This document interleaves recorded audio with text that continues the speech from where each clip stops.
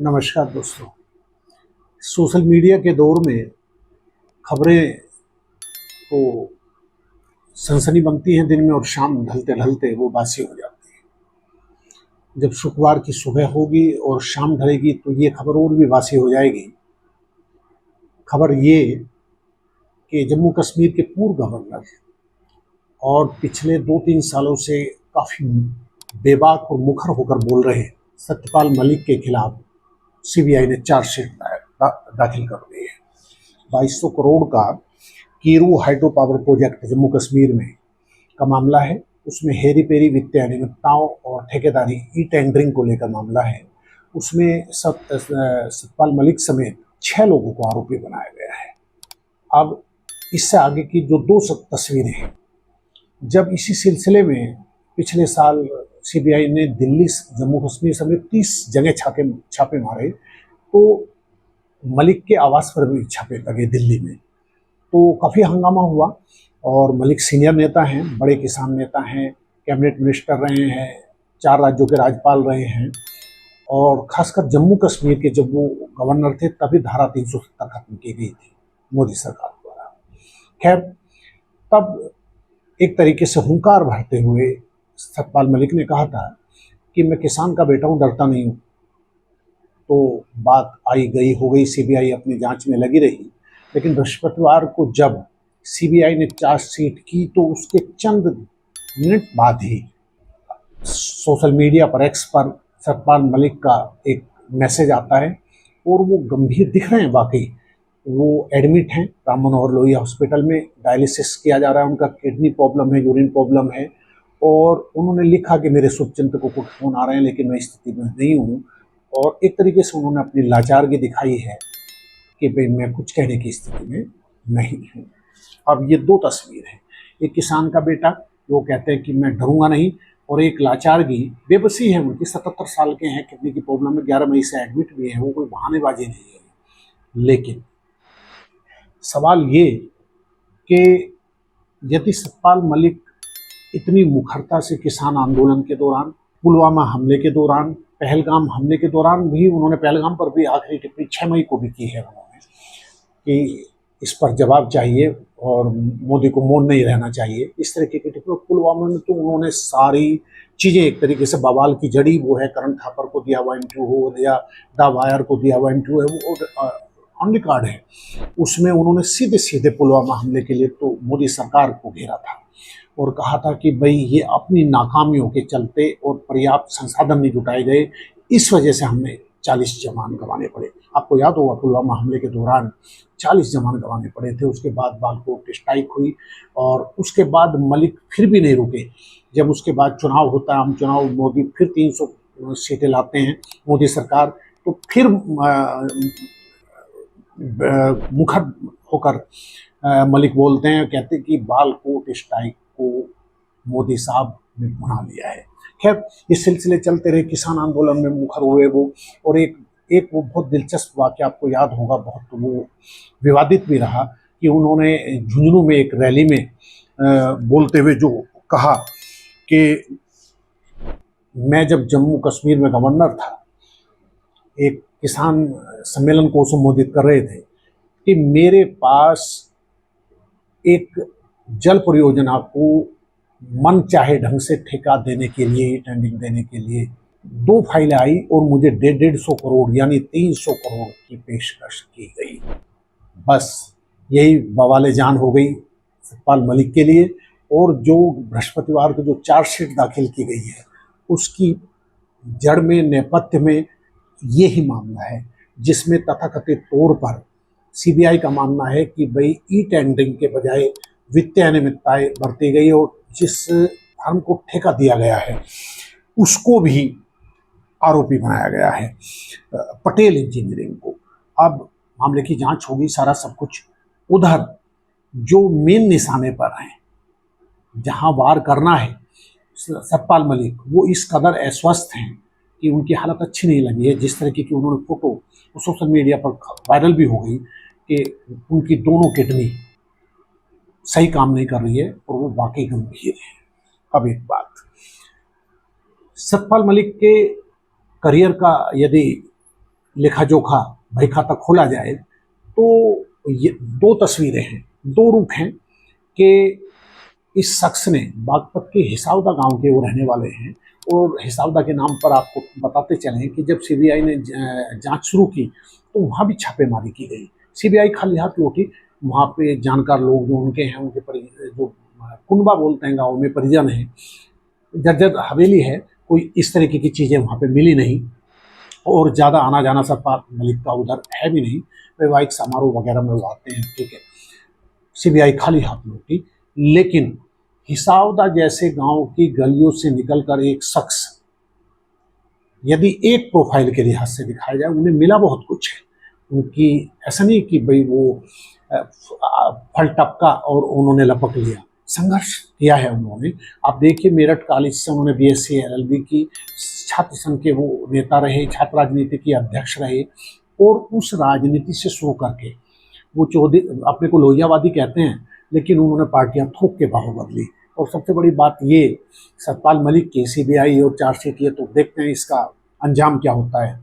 कि सबसे बड़ी बात ये कि सतपाल मलिक बीकेडी यानी चौधरी चरण सिंह के शिष्य के तौर पर वो उभरते हैं। बहुत 28 साल की उम्र में विधायक बनते हैं, लेकिन उसके बाद वो उनकी महत्वाकांक्षाएं हिलोरे मारती है। वो चौधरी साहब का साथ छोड़ते हैं, कांग्रेस का दामन थामते हैं, कांग्रेस का फिर दामन छोड़ते हैं, फिर वो समाजवादी पार्टी का रुख करते हैं, फिर वो जनता दल, जिस समय मंडल राजनीति का चरम था, वीपी सिंह की बाहें थाम लेते हैं, मिनिस्टर रहते हैं उनके सरकार में। और वीपी सिंह के बाद वो रुख करते हैं उस पार्टी का जो 2014 में जब मोदी लहर चरम पर थी तो वो भाजपा में हो जाते हैं। यानी अपने को लोहियावादी कहने वाले, किसान नेता कहने वाले चौधरी चरण सिंह, जिन्होंने उन्हें सियासत का कह गए और यदि पहचान दिलाई तो वो चौधरी चरण सिंह थे। लेकिन यही सतपाल मलिक चौधरी साहब के बेटे अजीत सिंह के खिलाफ 2004 में बागपत से चुनाव अखाड़े में उतर जाते हैं और उसके बाद उनका प्यार उमड़ता है किसान आंदोलन के दौरान जयंत चौधरी के लिए। ये भी माना गया कि रालोद में एंट्री भी कर सकते हैं, ठीक सोमपाल शास्त्री की तरह, मार्गदर्शक मंडल की तरह, कि भाई वो एक तरीके से कंसल्टेंट की भूमिका में आ सकते हैं, लेकिन बात बनी नहीं।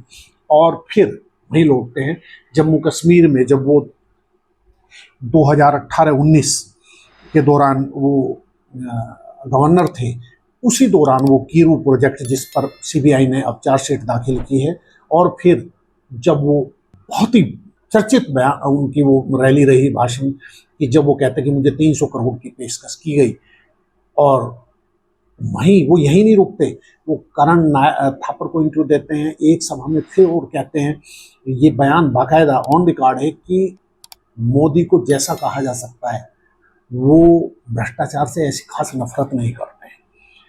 और फिर वो बयान भी आपको याद होगा कि किसान आंदोलन के दौरान वो कहते हैं मैं पीएम से मिलने गया और मैंने कहा, क्योंकि किसान के बेटे हैं, जाट बाईकास्ट जाट हैं और उनकी पहचान भी जाट नेता के, किसान नेता के तौर पर होती है, तो बकौल मलिक कि मोदी से मैं कहता हूँ कि हमारे 700 किसान मारे गए, तो मोदी पलट कर कहते हैं कि मैं क्या करूँ।